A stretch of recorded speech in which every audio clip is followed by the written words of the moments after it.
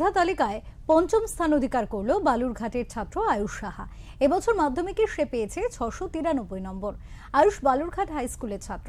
তার এই সাফল্যের স্বাভাবিকভাবে খুশির হাওয়া পরিবার ও স্কুল জুড়ে। আয়ুষের বাবা একজন বেসরকারি কর্মী, মা শিক্ষিকা। ভবিষ্যতে বড় হয়ে ডাক্তার হওয়ার স্বপ্ন দেখে সে। মানুষের সেবা করাই তার মূল লক্ষ্য বলে জানিয়েছে আয়ুষ।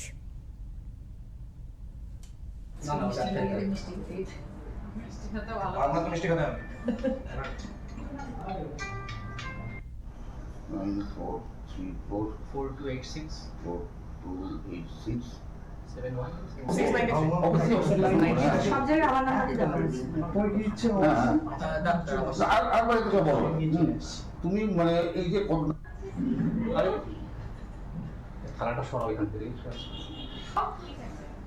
1 থেকে 10-এর মধ্যে হয়তো থাকতে পারি, কিন্তু 5th র্যাঙ্কটা আমি এক্সপেক্ট করিনি। আমার থেকে খুব ভালো লাগলো যে 5th র্যাঙ্ক করেছি। সবারই সমান আছে, মা বাবা, আমার স্যার এবং আমি নিজে, সবারই সমান কৃতিত্ব দেওয়া আছে। স্কুলে টিচাররা প্রবলেমে হেল্প করতেন, কিন্তু পড়াশোনার জন্য নর্মালি স্কুলে যাওয়া হতো না তেমন বেশি, কিন্তু স্যাররা ভালো হেল্প করতেন। প্রাইভেট টিচাররা তো থাকতেনই, ওরা সারাক্ষণ থাকতেন আমার ডাউটগুলো ক্লিয়ার করার জন্য। তারপর কোনো জিনিস সাপোজ আমি পারছি না বুঝতে, ওটা ভালো মতো আমাকে ক্লিয়ার করে দেওয়ার জন্য। গান করতাম, তারপর খেলতাম, টেবিল টেনিস খেলতাম, তারপর ড্রয়িং করতাম। এই তো এভাবে। আগামীতে কি হওয়ার ইচ্ছা আছে? আগামীতে আপাতত নিট এক্সাম ক্লিয়ার করে ডাক্তার নিয়ে পড়ার ইচ্ছা।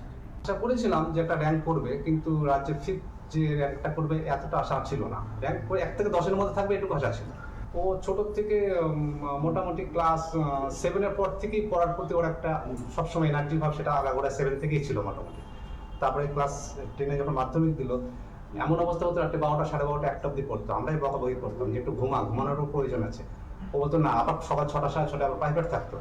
কিন্তু তা সত্ত্বেও 12টা, 12:30, 1টা অব্দি টোটাল কমপ্লিট করে তারপর যার জন্য পড়াশোনার প্রতি ওর কোনোদিনই কোনো অনীহা ছিল না।